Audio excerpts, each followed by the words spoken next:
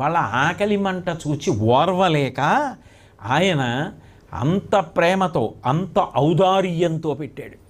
కాబట్టి లోకంలో అన్నం పెట్టేవాడు అంటే ఆదిత్యుడే. ఎవరు ఏది తిన్నా అది ఇచ్చినవాడు మాత్రం ఆయనే. ఎందుకని? నీరు లేకపోతే అసలు పంట ఏమిటి? ఆ నీటిని ఇవ్వగలిగిన వాడెవడు? ఉత్తరాయణంలో పీల్చిన ఆయనే, దక్షిణాయనంలో కురిపించిన ఆయనే.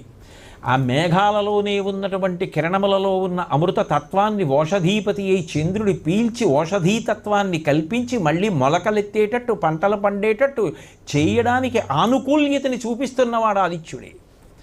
కాబట్టి ఎవరు ఏది తిన్నా ఆ తిన్నదంతా సూర్యప్రసాదమే. అన్నప్రదాత ఆదిత్యుడే. కాబట్టి ఆ సూర్యభగవానుణ్ణి ప్రార్థన చెయ్యి. ఏమయ్యా, సమస్త భూతకోటికి అన్నం పెట్టినవాడు 12 సంవత్సరాలు బ్రాహ్మణుడు